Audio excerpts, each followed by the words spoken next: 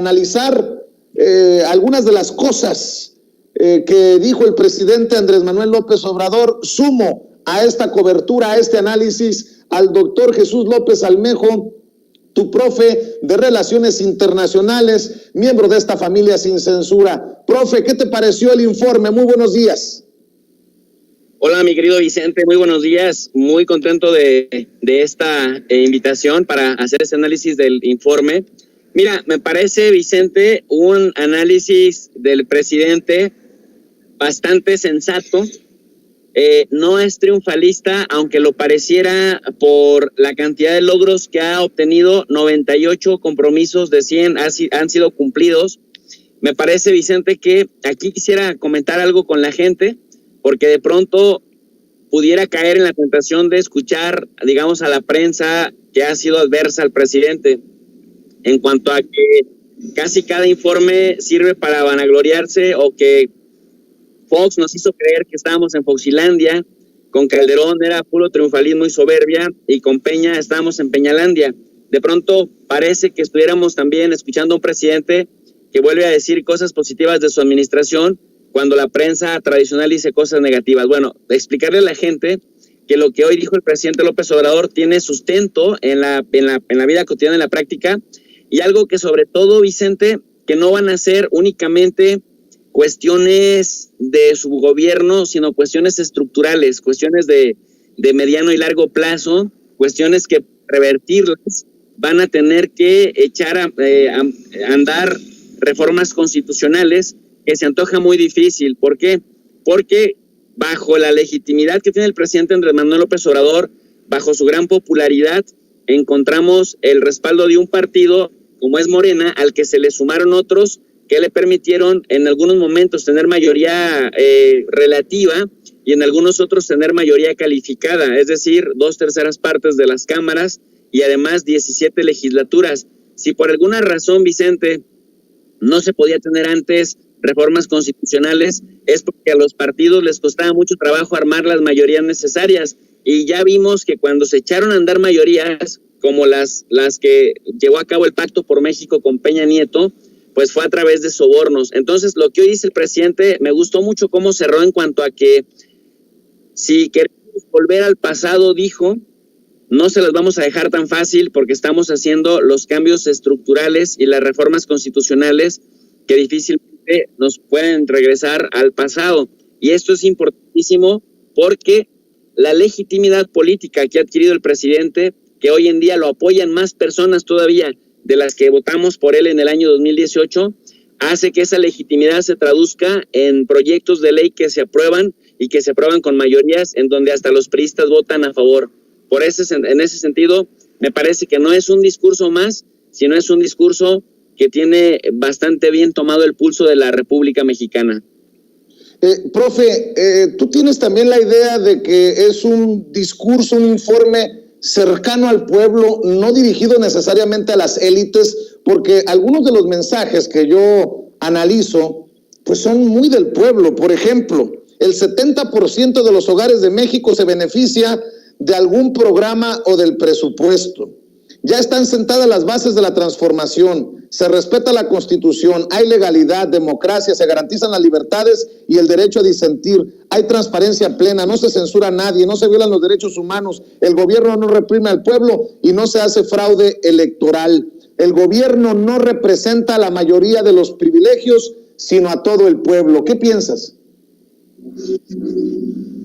Mira, sin duda alguna, tú lo has dicho y lo has puesto en una buena perspectiva comparada, en el sentido de que uno de los males que aquejaban a nuestro país era el presidente en turno, Calderón, Peña, Vicente Fox, Ernesto Zedillo, Carlos Salinas de Gortari, convertidos más que en mandatarios, Vicente, en cabilderos de las cúpulas empresariales, en patrocinadores de los intelectuales orgánicos, en patrocinadores de los medios chayoteros. Y esto que el presidente puso hoy en el primero los pobres, que dice, así es como empieza mi libro, que es una idea que trae desde que es jefe de gobierno de la Ciudad de México, entonces Distrito Federal, que se ve traducido en las pensiones para adultos mayores, en las becas para madres solteras, para personas con discapacidad o capacidades diferentes, para estudiantes, preparatorios, universitarios, en becas también para la ciencia, etcétera. Parece que es algo muy importante porque el pastel se empieza a partir de forma diferente.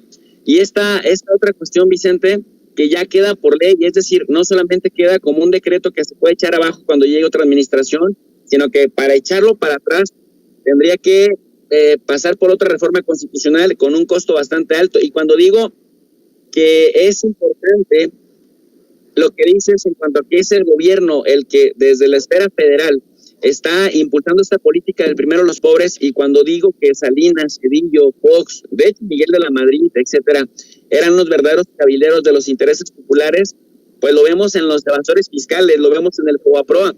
¿Cuánto dinero mencionó el presidente que nos estábamos ahorrando ahora que ya las grandes empresas empiezan a pagar sus impuestos, ahora que se está combatiendo la impunidad? Porque bueno, la corrupción la vemos hasta en Japón o en Estados Unidos, pero lo que hace diferencia es que allá hay muchas cosas que no se quedan impunes como en México. En el caso mexicano, mientras se combata la impunidad, va a haber menos tentación para la corrupción. Pero otra cosa importante, Vicente, que creo que el presidente López Obrador ha podido hacer muchas cosas a pesar de la pandemia, a pesar de que tuvimos a un presidente inestable en Estados Unidos como Trump y uno muy malo como Joe Biden, a pesar de las crisis que le ha tocado vivir en esta administración, y que tienes, por ejemplo, récord histórico en que el peso no se te ha devaluado. Tienes récord histórico en inversión extranjera directa. Tienes récord histórico también en el tema de las remesas, más de 40,000 millones de dólares. Y aquí quiero ser muy puntual en algo.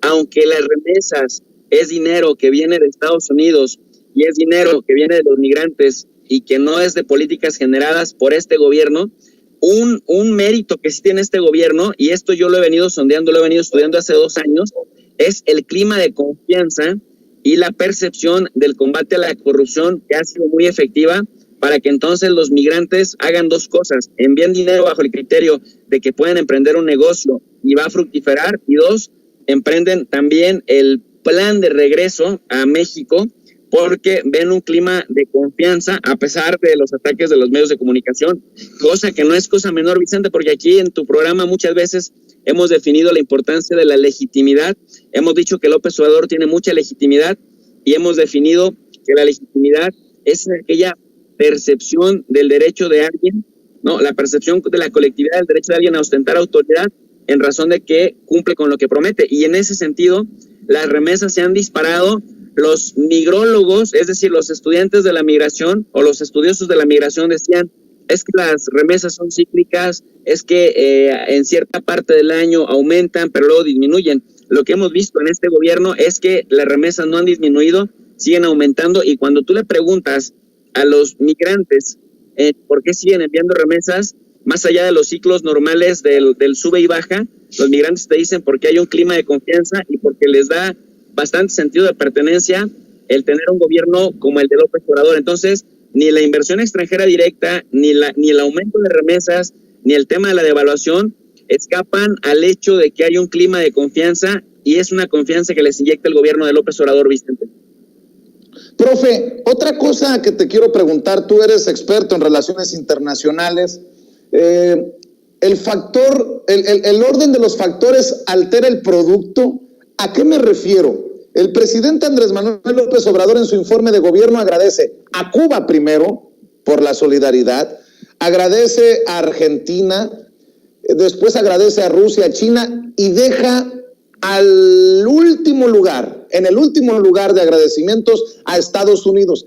Te pregunto si en este caso en particular, en relaciones internacionales, en política internacional, ¿el orden de los factores altera o no altera el producto?